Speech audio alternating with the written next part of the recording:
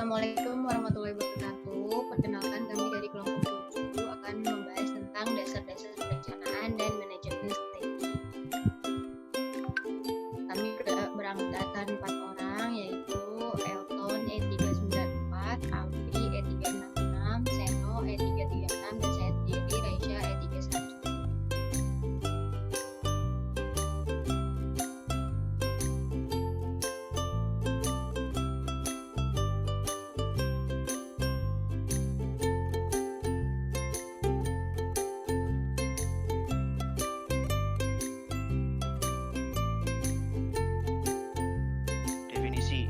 Menurut William F. dan Lawrence George pada Saladin 2008, mendefinisikan strategi sebagai sebuah rencana yang disatukan, luas, dan terintegrasi yang menghubungkan keunggulan strategi perusahaan dengan tantangan lingkungan dan dirancang untuk memastikan bahwa tujuan utama perusahaan dapat dicapai melalui pelaksanaan yang tepat oleh organisasi.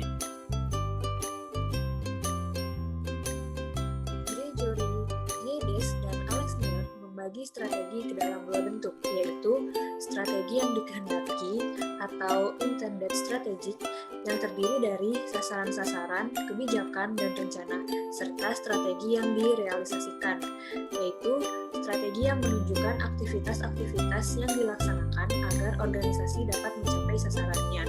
Dalam proses mewujudkannya, mengalami perubahan implementasinya yang disesuaikan dengan peluang dan ancaman yang dihadapi oleh perusahaan.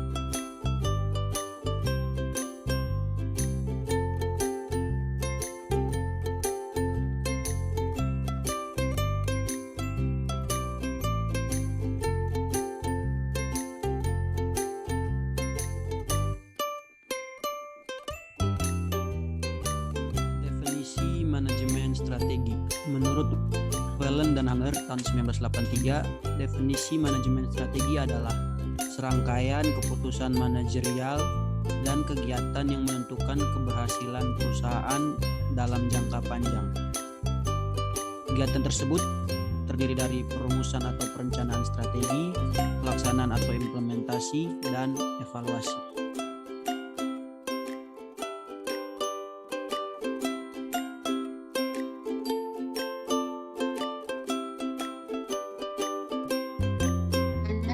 Strategi dalam suatu organisasi atau perusahaan berdasarkan 2028 sebagai berikut. 1. Memberikan arah pencapaian tujuan organisasi atau perusahaan. 2. Membantu kepentingan berbagai pihak. 3. Dapat mengantisipasi setiap perubahan kembali secara merata. 4. Kaitan dengan efisiensi dan efektivitas. Dan 5.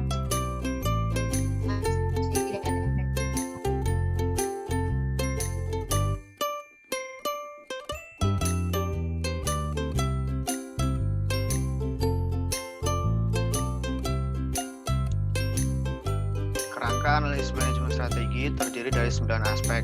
Aspek yang pertama yaitu misi dan tujuan, yaitu memformulasikan misi organisasi termasuk pernyataan yang mengenai maksud, falsafah, dan sasaran.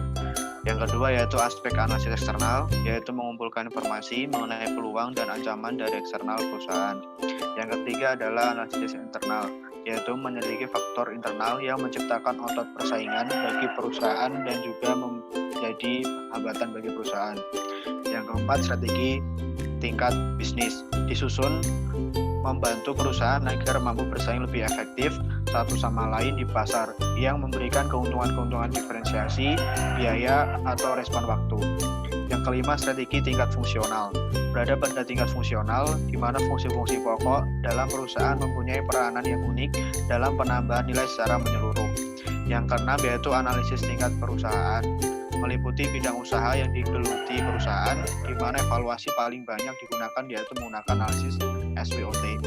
Yang ketujuh, strategi tingkat internasional, yaitu serangkaian kekuatan untuk mendorong manajer mengembangkan strategi beradaptasi dengan strategi multidomestik dan strategi global. Yang kedelapan, implementasi strategi, yaitu manajer harus memastikan strategi yang dipilih konsisten dengan berbagai unsur organisasional yang penting. Yang kesembilan, penyusunan saran-saran, yaitu perumusan saran-saran sebagai aspek yang paling menantang dan kreatif. dan merupakan solusi terhadap masalah dan persoalan yang diidentifikasi dan dianalisis.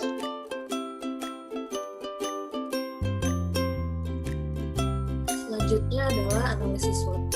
Analisis SWOT merupakan metode perencanaan strategis untuk mengevaluasi kekuatan, kelemahan, peluang, dan ancaman dalam organisasi. Teknik ini dibuat oleh Albert Humphrey yang memimpin proyek riset pada Universitas Stanford pada dasawarsa 1960-an dan 1970-an.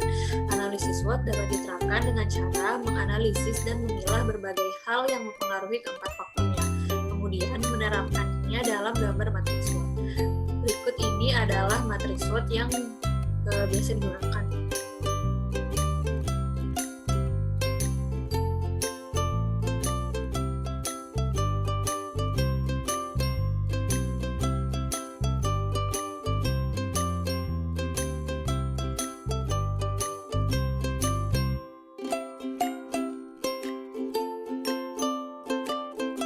Berikut kami tampilkan adalah studi kasus dari PLN. PT PLN Persero di UPJ Garut Kota melaksanakan program strategis yang didasari pada paradigma fokus atau for customer stratification, atau dapat diartikan untuk kepuasan pelanggan dengan konsep pendekatan khusus, yakni yang pertama adalah fokus 100. Bentuk layanan khusus terhadap 100 pelanggan potensial atau pelanggan tarif industri dan bisnis yang ditangani oleh 1 atau 2 orang karyawan PLN sesuai cakupan wilayah kerja berdasarkan pembagian pelanggan oleh APJ Garut.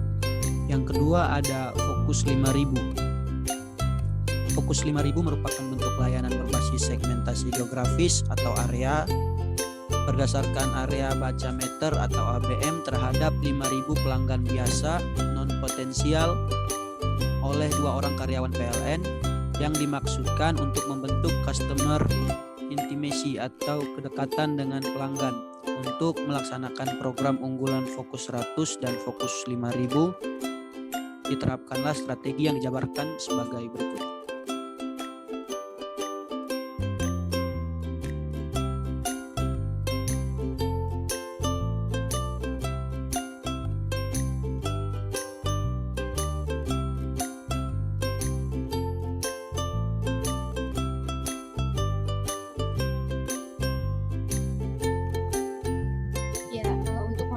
Program unggulan Fokus 100 dan Fokus 5000 diterapkan strategi yang dijabarkan sebagai berikut, yaitu 1. Peningkatan mutu dan keandalan tenaga listrik secara kesinambungan. 2. Peningkatan pelayanan dengan memberikan kepastian waktu proses pelayanan. 3. Alternatif penyambungan yang lebih bermanfaat bagi pelanggan tarif standar maupun tarif multiplier. Yang keempat, melakukan promosi pada saat yang tepat dengan mengupayakan kerjasama yang menguntungkan dengan pihak penyedia produk pemanfaat listrik dan media massa yang membantu penyebar luasan informasi. Dan yang terakhir, pemberdayaan petugas pelayanan lapangan dengan pelatihan yang mampu mengajak pelanggan untuk hemat listrik.